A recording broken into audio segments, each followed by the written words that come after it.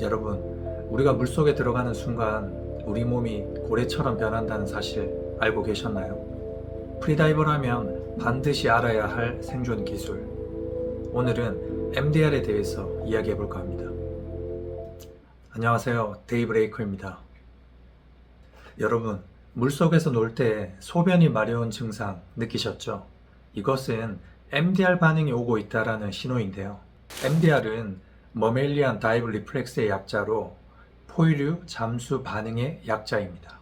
여기서 말하는 포유류의 가장 큰 특징은 체온이 일정하고 폐로 호흡하고 새끼에게 젖을 먹여 기르는 척추 동물을 뜻합니다. 대체적으로 뇌, 특히 대뇌 피질이 발달해서 다른 동물군에 비해 지능이 높고 복잡한 사회적 행동을 하는 특징이 있습니다. 즉, 인간도 포유류에 속하는 거죠. 이 포유류에게 나타나는 MDR이란 물속에서 산소를 아끼고 수압에 견디기 위해 우리 몸이 자동으로 발동시키는 에너지 절약 모드, 즉 생리학적인 반응입니다. 고래 같은 해양 포유류에게는 아주 강력하게 나타나고 인간에게도 그 본능이 남아있는 거죠. 자, 그렇다면 MDR이 오면 우리 몸에 어떠한 변화가 있길래 인간이 10분 넘게 물속에서 호흡을 참을 수 있게 되는 걸까요? 먼저 MDR이 오면 우리 몸의 생리학적인 반응에 대해서 알아보면 가장 대표적으로 인용되는 두 가지 학술 자료를 바탕으로 말씀을 드릴까 합니다.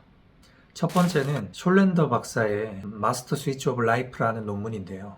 이 MDR 연구의 바이블로 불려지고 있고 포유류가 어떻게 물속에서 죽지 않고 견디는지에 대한 통합적 가설을 제시한 MDR의 가장 시초가 되는 논문입니다.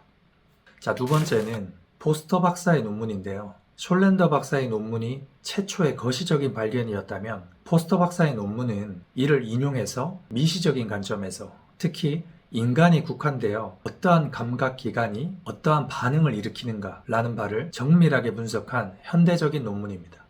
자, 이 두 가지 논문을 보면서 재미난 것들이 많았는데요. 이제 각각의 모든 협회들이 이 논문들이나 이러한 학술적인 자료를 바탕으로 여러 가지 이론적인 부분을 제시를 했더라고요. 먼저 가장 특징적인 부분들을 설명을 드리면 MDR은 단순한 반응이 아니라 산소 결핍 상황에서 생존하기 위한 신체의 재구조화 과정이라고 요약되어 있습니다. 대표적으로 세 가지 반응이 있는데요. 첫 번째는 섬액, 두 번째는 말초혈관 수축, 세 번째는 혈장 이동입니다. 첫 번째로 가장 먼저 일어나는 반응은 심장 박동이 느려지는 섬액입니다. 3차 신경 자극이 미주신경을 활성화하여 심박수를 즉각 감소시킨다고 나와 있습니다. 또 숙련된 다이버는 평소 심박수의 50% 이하까지도 떨어진다고 나와 있고요. 자, 차로 비유를 하면 엔진의 공회전을 줄여서 연료를 아끼는 거죠. 인간에게는 이러한 에너지는 산소입니다. 자, 두 번째는 말초혈관 수축입니다. 교감신경계가 팔, 다리의 가장 먼 쪽에 있는 혈관들을 수축시켜서 혈액을 주요 장기인 뇌나 심장, 흉부 쪽으로 집중되게 합니다. 또 이 과정에는 젖산이 근육에 많이 쌓인다고 나와 있습니다. 그래서 저희가 깊은 수심에 갔다가 항상 올라올 때 보통 다리가 털린다고들 많이 표현들 하죠. 자, 세 번째는 혈장 이동입니다. 블러드 시프트라고 하는데요. 보일의 법칙에 의해서 깊은 수심에서는 폐가 압착되고 그 이상이 되면 폐 허탈이 발생하는데요. 이 폐 허탈을 막기 위해 MDR의 발동으로 흉곽으로 모여든 혈액들이 깊은 수심에서 폐의 압착을 막고 주요 장기들을 보호하는 역할을 합니다. 이러한 혈액의 이동을 블러드 시프트라고 표현하고 있습니다. 지금 여기서 나오는 폐 허탈은 폐의 일부분 또는 전체가 팽창된 상태를 유지하지 못하고 쪼그라든 상태를 뜻한다고 나와 있습니다. 과거에 여러 학자들은 인간은 60m 이상은 갈 수 없다라고 나와 있습니다. 아마 이는 보일의 법칙 때문이라고 생각을 하는데요. 하지만 현재 우수한 프리다이버 선수들은 100m까지도 잠수를 하지요. 결과적으로 이 MDR 반응으로 인해서 그 100m의 벽을 깼다라고 생각이 되는데요. 자, 그렇다면 이 MDR만을 믿고 무리하게 수심으로 들어가면 되는 것일까요? 절대 그렇게 하시면 안 됩니다. 그 이유는 최근 여러 가지 학술 논문에서도 많이 나오게 되었는데요. 이 MDR의 블러드 시프트가 완벽한 폐의 방패가 아니라는 점을 강조했는데요. 이 논문에서 크게 두 가지를 요약을 해보면 첫 번째는 모세혈관의 응력 파괴입니다. 지금 여기서 나온 내용을 보면 블러드 시프트로 인해 폐 모세혈관의 혈액이 과도하게 몰리면 혈관 내 압력이 급격히 상승합니다. 이때 혈관벽이 견딜 수 있는 임계치가 있는데 이 임계치를 넘어가면 파열이 발생한다고 나와 있고요. 이제 가장 주요한 원인은 인간의 개인별로 아무래도 피지컬이 다르잖아요. 이 피지컬적인 부분, 즉 개인별 장기량의 물리적 한계라고 나와 있습니다. 여기서 말하는 바는 과거에 블러드 시프트가 무한정 폐를 보호할 수 있다라고 나와 있었지만 최신 연구를 바탕으로 따르면 인간들의 흉곽의 유연성이 받쳐주지 않는 상태에서의 블러드 시프트는 오히려 폐 조직에 강한 전단력을 가해 손상을 입힐 수 있다고 강하게 경고하고 있습니다.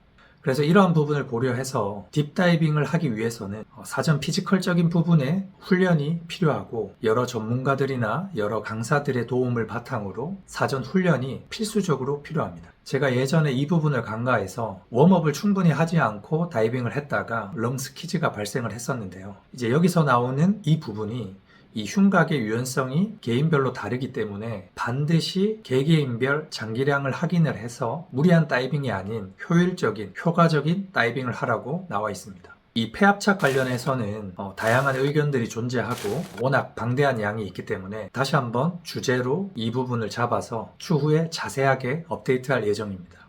자, 그렇다면 마지막으로 이 MDR을 빠르게 활성화할 수 있는 방법은 무엇이 있을까요? 현대과학자 포서 박사의 논문에 따르면 우리 얼굴의 특정 신경이 차가운 물을 감지하는 것이 이 MDR 활성의 가장 큰 핵심 트리거라고 나와 있습니다. 여기서의 특정 신경은 얼굴, 즉 안면신경의 3차 신경을 뜻합니다. 이 학술 자료를 보면 MDR은 얼굴의 3차 신경, 특히 눈 주위와 이마의 신경이 차가운 물을 감지할 때 가장 강력하게 발동한다라고 나와 있고요. 자, 그래서 여기서 제가 이 논문을 보고 실제로 많은 부분에 대해서 한번 해봤는데요. 가장 좋았던 부분에 대해서 조금 정리를 해드리면, 자, 먼저 첫 번째는 마스크를 벗고 얼굴 전체에 차가운 물을 5회에서 10회 정도 계속 끼얹습니다. 이 부분이 학술 자료에서 나온 3차 신경을 깨우는 하나의 방법이 되고요. 자, 두 번째로는 안구 압박, 안구에 대한 마사지인데요. 손바닥으로 눈을 아주 가볍게 눌러주는 동작은 미주신경을 자극해서 심박수를 빠르게 낮추는데 많은 도움이 있다고 나와 있습니다. 너무 강한 압박은 피하셔야 됩니다. 자, 세 번째로 초심자분들은 스태틱을 해주시면 좋고요. 조금 숙련된 분들은 렁 스트레칭을 해주시면 좋습니다. 자, 지금 저 같은 경우는 렁 스트레칭 중에서 MT 렁 스트레칭과 풀렁 스트레칭을 약 10분 정도 하고 풀장에 들어가는 편입니다. 마지막으로 충분히 이완이 됐다면 물속에 들어가서 적정 수심에서 행잉을 해주시면 됩니다. 지금 저 같은 경우는 16m 정도에서 충분히 컨트랙션을 느끼고 올라옵니다. 자, 그러면 강하게 소변이 마려운 증상이 발동하게 됩니다. 자, 그래서 이 MDR은 프리다이버라면 반드시 이를 숙지를 해서 사전에 충분한 웜업이라든지 이 MDR 발동을 하고 나서 프리다이빙을 하면 저희가 다이빙을 하는 데 있어서 굉장히 도움이 된다고 생각을 합니다. 그만큼 반드시 알아야 할 생리학적 반응이라고 생각이 됩니다. 자, 그렇다면 우리 몸에 MDR 반응이 오고 있다는 신호는 어떠한 부분을 보고 인지를 할 수 있을까요? 가장 첫 번째는 소변이 마려운 부분입니다. 저희가 보통 수영장에서 수영을 하거나 또는 다이빙을 할 때 보면 굉장히 소변이 마려운 증상을 많이 느끼셨을 텐데요. 이 소변이 마려운 증상을 대표적으로 세 가지를 요약을 해드리면 첫 번째는 중앙혈액 집중입니다. 인간이 물속으로 들어가게 되면 수압과 그리고 MDR 반응 중에 말초 혈관 수축이 있죠. 이 혈관 수축과 물의 수압으로 인해서 여러 가지 혈류들은 우리의 주요 장기인 뇌와 심장으로 집중하게 됩니다. 이때 심장에 피가 많아지고 심방이 넓어지게 되면 이 심방에 있는 센서가 우리 몸은 과수분 상태라고 인지하게 됩니다. 그리고 AMP라고 해서 심방 나트륨 이뇨 호르몬을 방출시키게 됩니다. 이때 이 AMP는 항이뇨 호르몬을 억제해서 심장에서 수분 재흡수를 막고 결과적으로 소변 생성을 대폭 늘리게 되는 역할을 합니다. 이를 침수이뇨라고도 부릅니다. 자, 그래서 여러분들이 다이빙 중에 소변이 마려울 때 보면 이는 MDR이 강하게 오고 있다라는 신호입니다. 자, 그래서 다이빙을 하는 도중에 소변이 마려운 부분은 이 MDR이 건강하게 발동하고 있다라는 증거입니다. 하지만 이때 소변을 자주 보게 되면 우리 몸에 수분이 부족해지고 혈액은 끈적끈적하게 되기 때문에 우리 몸에 그만큼 수분이 없어지면서 감압병이라든지 블랙아웃의 위험성도 또 높아진다라고 나와 있습니다. 그렇기 때문에 다이빙 전후 중간에도 수분을 반복적으로 섭취를 조금씩 해서 이러한 수분이 적어지는 것을 방지하면 훨씬 더 다이빙 하는데 많은 도움이 된다라고 생각이 됩니다.